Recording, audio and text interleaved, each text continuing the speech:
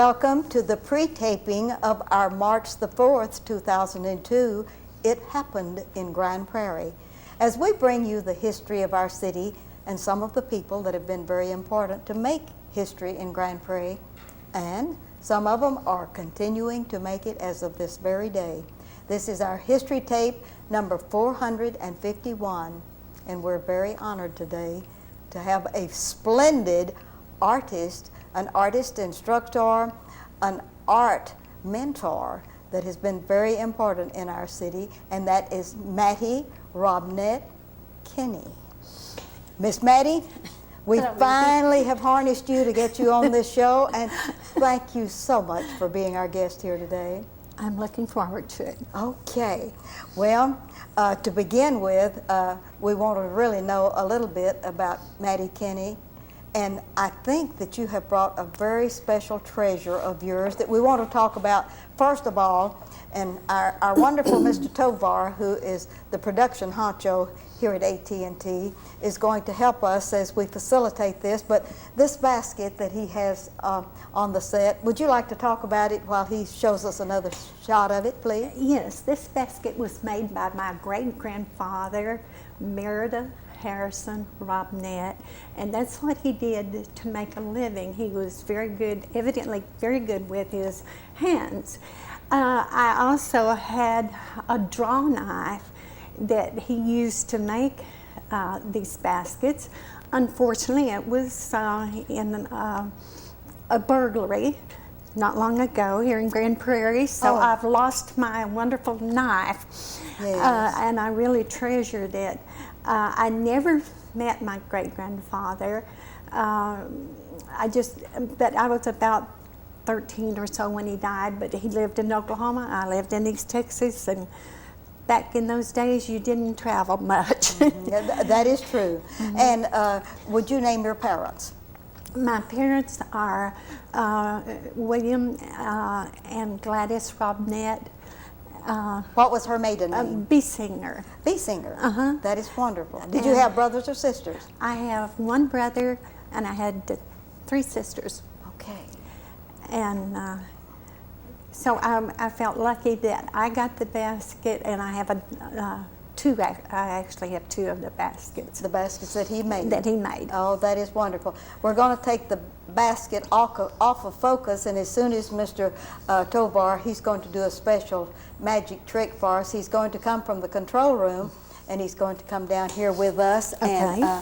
And we're going to get to see some of the pictures that you have of your family. Mr. Tovar, we're just so excited, and you have in your hands, I believe, the picture of you and your husband. Name your husband. We'll want to know that. His name is Lauren. And what did he do for a living? He was a Dallas policeman for almost 30 years. And he has retired. He has retired. And just keep holding that up, and because these are our children that are with us here. David, who has been a policeman in the past, but now is a private investigator. And our little Kay, and she works at a toy wholesale place. Oh, that is wonderful. And are they in the area? Kay is in Grand Prairie, works here in Grand Prairie. David is in Dallas. Oh, you have them close by. Mm-hmm. Oh, that is really great. And we do have... And we want to get that picture of you and your husband. Let's hold that up in front of you. Mr. Tovar's doing magic with that. Oh, there we are. Oh, isn't that good? And that was taken in what year that you were married? 1950. 1950. That's a magic date, isn't it? Oh, that is really great. And if you'll put our 2 pictures right here, we want Mr. Tovar, first of all, to get this magnificent painting and get clue in on that, and tell us about this painting and what honors that it has brought to you. It actually has not won any awards because I don't remember entering it in any shows. But this is my great-grandfather, Hudson. This was on my grandmother's side, and that was my grandmother, and that was 2 of her children, which were my dad's brother and sister. And he was a blacksmith. His dad was a doctor in the Civil War, but this was also in Oklahoma. Okay. And And so he shoed horses and fixed plows and things like that. And this old cultivator that's right here, isn't that, you have done such a marvelous job with that. Well, thank you. With the wheels and the wrought iron work that is with that. Well, Was this one of your favorites? I borrowed a picture from my dad and painted it from that. From a photograph. Old photograph that was a black and white photograph. So I put a little color in. Do you have the names of the people that are in this? Benjamin Harrison, I think. No, Carl. I forgot my grandfather's name. Carl Hudson. And my grandmother's name was Sarah. And this was my Uncle Paul and my Aunt Tila. I don't know where my dad was at that time. Okay. That would be hard to keep up with. Right. Okay, and you also have another picture that is right there beside you. And would you put that up in front of this magic and tell us about this painting? Oh, that is a beautiful, beautiful landscape. Well, thank you. This one has already won some awards. I call this Where's the Possum? We went to Possum Kingdom Lake, and I expected to see some possums there, but I never found a possum. So I just named it that for that reason. Okay. Okay. Before we get away from that one, I have one that I need to move from my side over in front of that is just a gorgeous still life, and I want you to tell us about that. Okay, this is some things that I own. This got my signature award in a group in Dallas called ACA. Now I can put ACA under my name. Oh, I see. That gave you status. Right. Oh, this what happened in '95. Okay. So it was since '95, if my paintings have an ACA on it, then they're more current. Okay. And I think the one behind us does. Yes, it has ACA at the bottom. And this one behind it has been accepted in a show at Southwest Art Gallery beginning next week. Okay, don't do anything bad to it. Right. You want to put this one down because we don't want it to rub against that, because I have another one that is beautiful that we probably would like to see. And this is a barn that I found near Glenrose, Texas. And the lighting was just beautiful on it about 7 o'clock in the summer or fall afternoon, when the lighting is more interesting. So is that oil or acrylic? This is oil. That is oil. That is so smooth and slick. It has the appearance of an acrylic, doesn't it? Well, it is slick. It's a special method of working. Winberg yes. works in this method, and I took a class from one of Winberg's students, and not this painting, but just learned the method. Yes. And I prefer to work all kinds of ways, so I don't stick with one way very long. Oh, right. We try them all. Right. Yes. Then that way, as a teacher, we need to turn that the other way because I have one more to show and tell, and you have 2 or 3 over there. Okay. I'd like an explanation of that. That looks like some historic home somewhere. As far as I remember, this is a picture from Johnson City, or it could even be Fredericksburg, because I go around these places and I take pictures and I don't always remember just exactly where I took the picture. I know I should write them down, but I don't. The fact that you got it painted is the miracle, isn't it? And I did win an award on this painting. I think I've won maybe 2 awards on this painting. Okay, all right, let's get that one down. And then you have a couple there. I've got 3 over here. And this is on King Arthur Street in Grand Prairie. I do not know the people that live at the house. Is that the one you're working on? No, I've finished this one, but this one has been accepted. That has a Monet effect, doesn't it? Look at that. I don't know. Maybe I was just walking one day out in the fall and found, I've admired this house for a long time, and the people do such a wonderful job on their yard, and so That inspired you, didn't it? It inspired me. Okay. And then, one of these days I'd like to show it to the owners of the house. Okay. And this is the painting that is not finished that I was going to finish today. But then I called you and I said, Maddie, we need to do a show. And so I still need to do a little reflection of these trees here, and just some little odds and ends. Little touch up. And this is in the Japanese garden in Fort Worth. Okay. It's one of our favorite places to go and visit. Okay.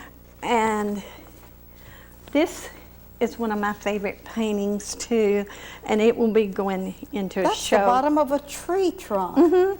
Oh, how exciting. This won me Best of Show in the Trinity Arts Guild last June. And that has the ACA And it has the ACA on it. Yes. And most people do not see the shadow of the cross here, but I can see that. But it was in there, and what caused the shadow, I don't know unless it was the limbs above. But this is at White Rock Lake, and I loved the roots showing, and I thought it just made an interesting painting.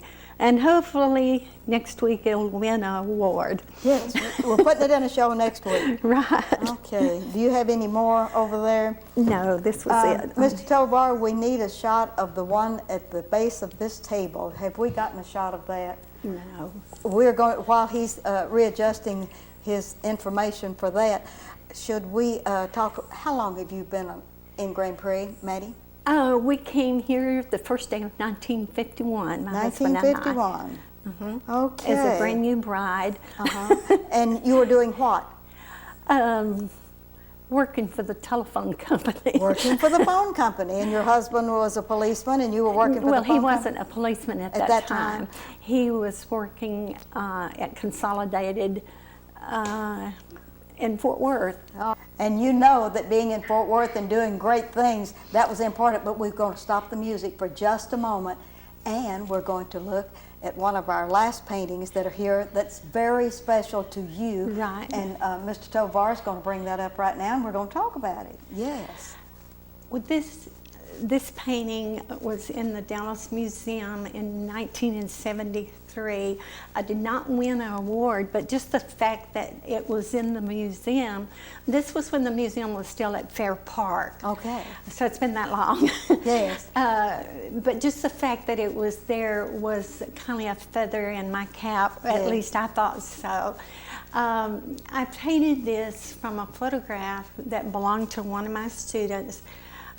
It reminded me of some of my ancient relatives, and it's in a law office, so there's a lot of books, and I'm assuming that they're all lawyers, or even the one sitting on the table might even be a judge. Yes. I don't know. There's an old spittoon in there, so this picture was taken by my student's aunt, and so she had a lot of older pictures that would be interesting to work from, since we don't have this kind of a situation at this point in time. You have to kind of work from old photographs at times. And I was just thrilled to death for it to be in the Dallas Museum. Dallas Museum, and I keep it hung on my wall at home in my studio. So this is one of your personal collectible Right, items. this is my personal collection. Okay. And tell me about all of the collection that you have at the Grand Prairie Women's Club. I viewed it last weekend. I have 18 paintings at the Women's Club, and the basket is in one of those paintings up there. And it's just kind of a variety, some still life, some landscapes, vegetables. I brought the vegetables in shopping one day, and I thought, The Gee. onions are gorgeous. Gee, Yes. rather than making stew right now, I think I'll paint. Yes. I do need to say that I teach at the Senior Citizen Center here in good. Grand Prairie All on right. Friday morning from 9 to 12. And we have a lot of fun. We are old enough, we know everything and we fix everything. That's great.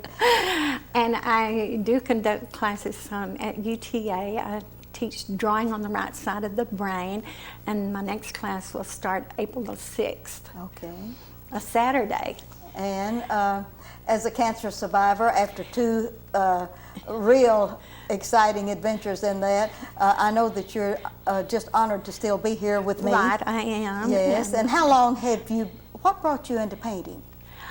I had some heart problems back in 1964. All right. And I believe it was 1964. Anyway, it's been a while. And I needed to do something to recover. Yes. I knew I could draw, and I started taking some classes with a local studio here in Grand Prairie. And what studio was that, Evelyn? Evelyn's Evelyn studio. Peterson. Yes. Yes. And I had no idea where it was going to lead me. And Were you gifted in that in any way, or any member of your yes, family? Evidently I was gifted in it from the beginning. Yeah. I always been able to draw. Okay. And I didn't paint till then, but I wanted to. My first time that I knew I wanted to paint was when I was 16, and I came to Dallas to the state fair with the 4-H club girls. Okay. From where? From Sulphur Springs. From Sulphur Springs, Texas. Okay. All right. And I fell in love. Yes. With the little boy done by Thomas Sully, I think, Yes. and his little hat was falling down over his face, Oh, and yes. it was a straw hat, so it was kind of broken. And you wanted to paint that? And I wanted to paint that. That is exciting. And I've been going strong ever since. And I've not let my cancer get in the way, and I Yes. just keep going. Yes. And of all of the students that you teach, since you teach seniors and you teach at UTA, what are the youngest students that you've ever taught in your classes? a 5-year-old. A 5-year-old.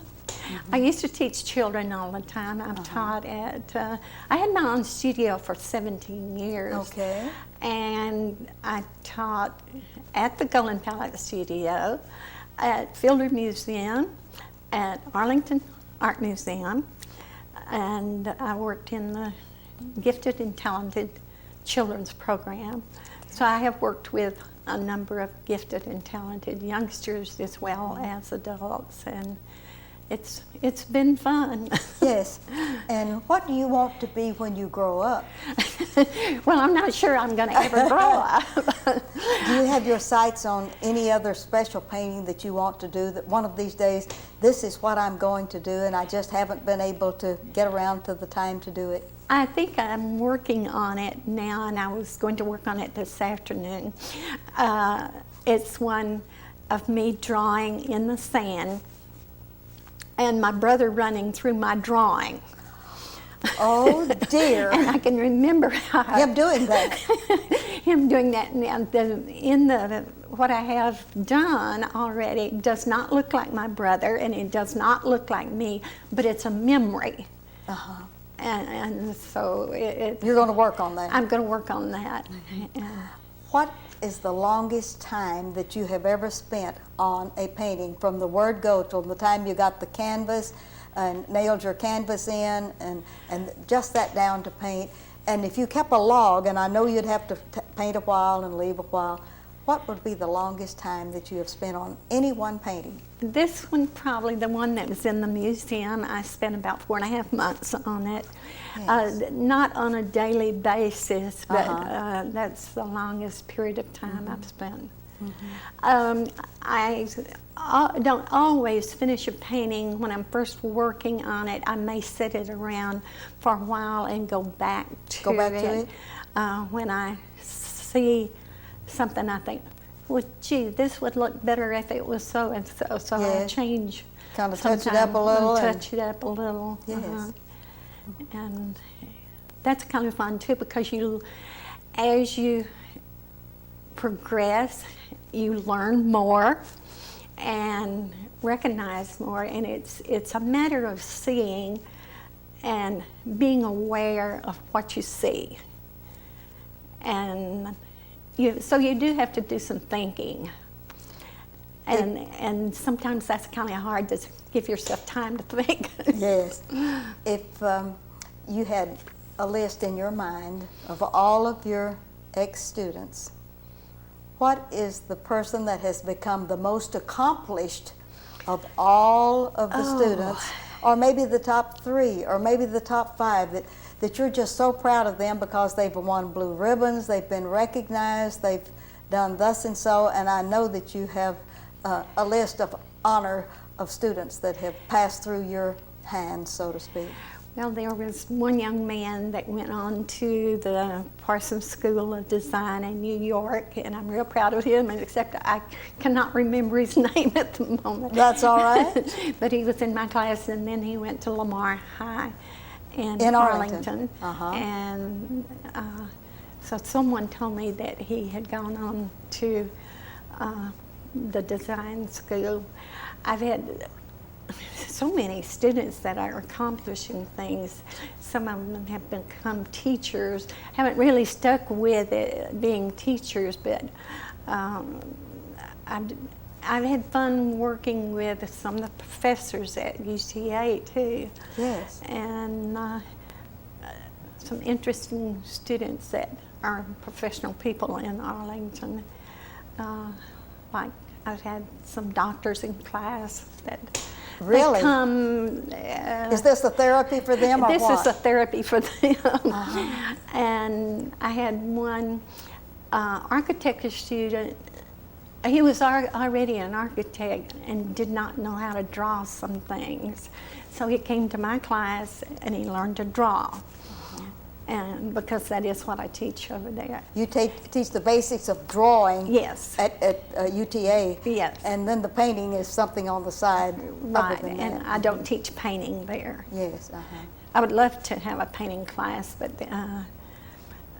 it never works out.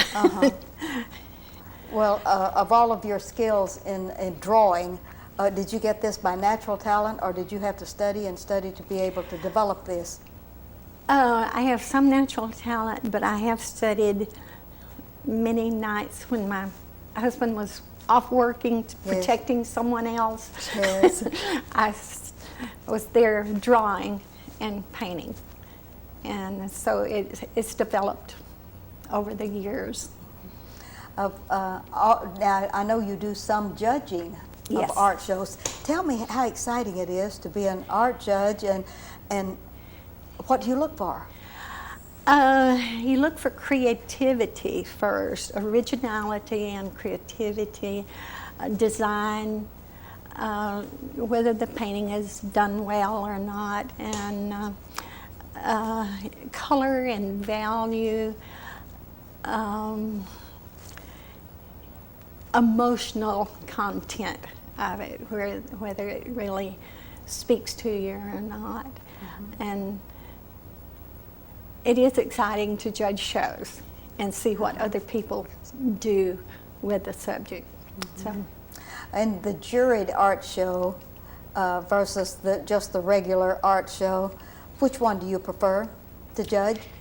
to judge? Yes. The one that picks my paintings. That's the one that you like the best of all. Yeah. Because the judges change each time for each show. So you never know who's going to be the judge. Does the judge know the name of the person that does the painting? before- Most of the time our name is taped. Okay. So unless they just happen to recognize your style, which I doubt that anyone would recognize my style, and because it keeps changing, but so I feel like they've won on their own merit rather than by name. And let's see. Would you encourage anyone to take painting or come to one of your drawing classes? Yes, I certainly would. It's the most interesting thing that I've ever done, I think. Most time-consuming for me, but most enjoyable. Do either of your children have any interest in art other than collecting all of the paintings that their mother has done? My son does a lot of photography. Oh, he does? And daughter has, I've given her lessons, but she's to the point now she doesn't have time to do anything, but she can draw also. Oh, she can draw? And he can draw. Well, aren't you glad you have that legacy Right. at least?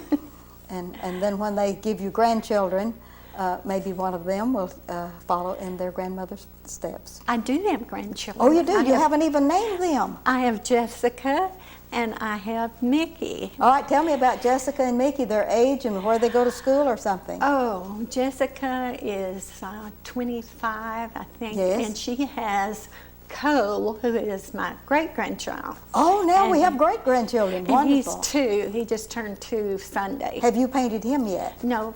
All right. We have 2 minutes left. Tell me about the other grandkids. And the other one is a 16-year-old, and he has lived with us for many years. He's living with his uncle in Grapevine right now. Yes. Because of our illness, we had to let someone else take our job. Yes. And he's gone to school at Eisenhower and Yes. Adams. Yes. And then he moved. So Yes. He's out of the pocket temporarily. he's out of the pocket temporarily, Yes. but I do talk to him quite often on the phone. Well, that's great that you have grandchildren and one great. One great-grandchild. Now tell me about.